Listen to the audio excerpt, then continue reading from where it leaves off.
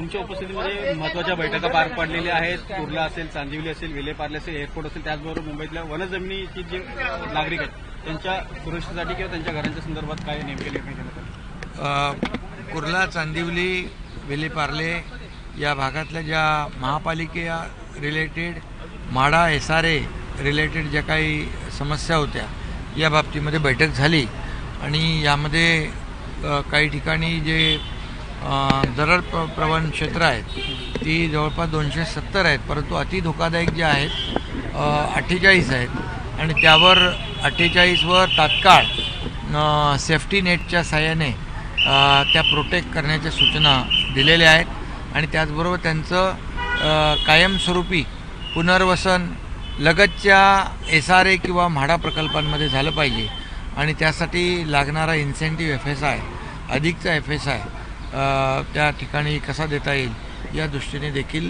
चर्चा झालेली आहे. संजय गांधी उद्यानातले जे काही लोक राहतात त्यांचं देखील जे पुनर्वसन करण्यासंदर्भात एक कमिटी गठीत झालेली आहे आणि त्याचा देखील अहवाल लवकरच येईल.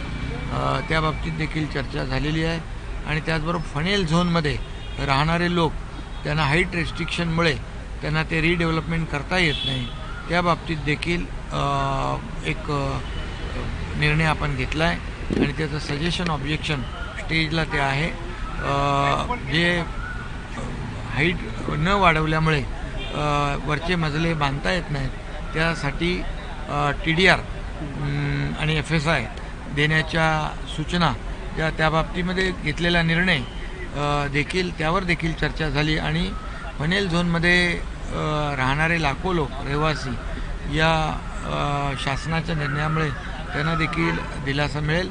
सजेशन ऑब्जेक्शनमध्ये देखील आता काही सूचना येतील आणि त्यानंतर त्याच्यावर देखील निर्णय घेतला जाईल. अशा एकंदरीत मुंबई शहरातले जे SRA, म्हाडा आणि संजय गांधी उद्यान आणि फनेल झोन या सर्व क्षेत्रातले प्रश्न होते आणि त्यामुळे मला वाटतं या मुंबई शहरातल्या धोकादायक इमारती असतील, रखडलेले SRA प्रकल्प असतील या संदर्भात देखील शासनाची सकारात्मक भूमिका आहे आणि त्यामध्ये एक तर प्रकल्प आपला घाटकोपरचा रमाबाई आंबेडकर नगर हा MMRD आणि SRA मिळून करते 16,000 घरांचा. अशा प्रकारचं JBमध्ये देखील आम्ही अनेक प्रकल्प पुढे नेतो आहे जेणेकरून मुंबई शहरातल्या अनेक वर्ष रखडलेल्या झोपडपट्ट्या असतील, धोकादायक इमारतींचं क्लस्टर असेल या माध्यमातून विकास होईल आणि मुंबई कर जो काही मोठ्या प्रमाणावर मुंबईच्या बाहेर त्यांचे प्रकल्प रखडल्यामुळे गेलेला आहे तो पुन्हा मुंबईमध्ये येण्यासाठी सरकार ठोस भूमिका आणि ठोस निर्णय घेतले. या निर्णयामुळे लाखो मुंबईकरांना फायदा होणार, दिलासा मिळतो. बिलकुल, यामध्ये या सर्व निर्णयामुळे लाखो मुंबईकरांना नक्कीच फायदा मिळेल कारण शेवटी मुंबईकर हे जे काही रखडलेल्या प्रकल्पांच्यामुळे ते सध्या त्यांना जी घराची चिंता सतावते, घर हे प्रत्येकाचं स्वप्न असतं आणि त्यामुळे शासन पूर्णपणे यामध्ये सकारात्मक आहे आणि म्हणून आम्ही नवीन जे गृहनिर्माण धोरण केलेलं आहे त्यामध्ये देखील परवडणारी घरं, परवडणारी भाड्याची घरं, त्याचबरोबर ज्या आपल्या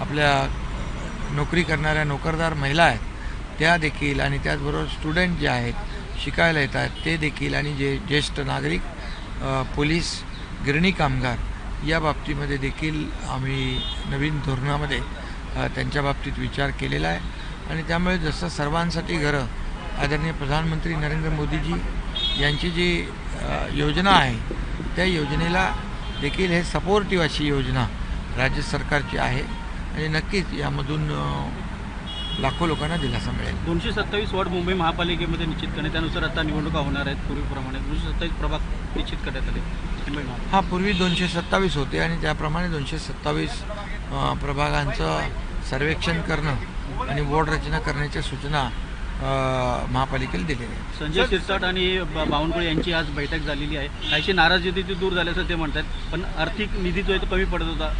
त्यांच्या काय ठीक सामाजिक आहे, न्याय कामं होत राहतील आणि निधी मिळत राहील.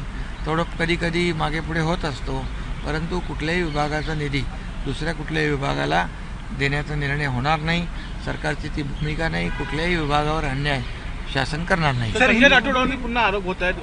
सर, हिंदी में जानना चाहेंगे बावनकुळे और संजय सिरसाट जी की आज हाँ, बैठक हुई। आज बैठक हुई है. अभी समाधान व्यक्त किया है और मैं इतना ही कहूँगा कि आदिवासी विभाग हो, सामाजिक न्याय विभाग हो, किसी के ऊपर भी अन्याय नहीं होगा और किसी का भी निधि कम नहीं होगा और कहीं का भी निधि कहीं डाइवर्ट नहीं करेंगे, क्योंकि ये सभी विभाग महत्वपूर्ण है. सर, नरेंद्र मोदी सर्व यांना भेटले, आपल्या खासदारांना भेटले, सर्व शिंदे यांना भेटले, सर्वांना शाबासकी देखील दिली.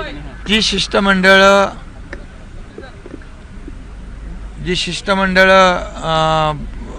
मोदी साहेबांच्या मार्गदर्शनाखाली पूर्ण जगभरामध्ये 34 देशांमध्ये पाठवली होती, त्या शिष्टमंडळांच्या बरोबर चर्चा आदरणीय प्रधानमंत्री महोदयांनी केली आणि त्या ठिकाणी आलेले प्रत्यक्ष अनुभव आणि त्या ठिकाणी जी काही भूमिका, भारताची भूमिका आणि पाकिस्तानचा दहशतवादी चेहरा त्या देशांमध्ये त्या शिष्टमंडळांनी भूमिका अगदी योग्य प्रकारे त्यांना समजावून सांगितली आणि त्यामुळे ते कन्व्हिन्स झाले आणि त्यांनी भारताला पाठिंबा दिला आणि दहशतवादाला विरोध केला.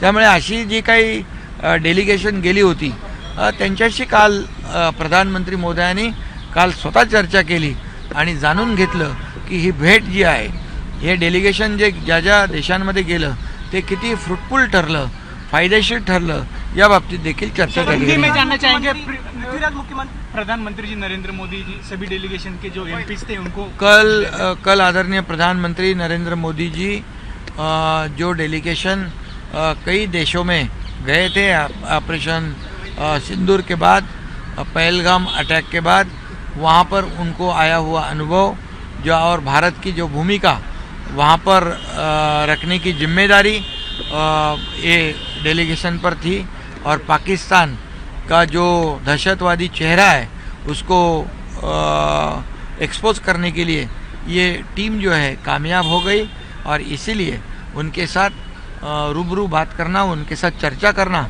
इसके लिए कल प्रधानमंत्री जी ने सभी लोगों को समय दिया और सभी लोगों को शाबाशी भी दी कि अच्छा आपने जाकर सब जगह जाके हमारे भारत की जो भूमिका है, सही भूमिका है आतंकवाद के खिलाफ, ये बताने में ये सब टीम कामयाब हो गई और ये कल अच्छा हुआ कि आदरणीय प्रधानमंत्री जी ने सबको समय देकर सभी लोगों के अनुभव का जायजा लिया है.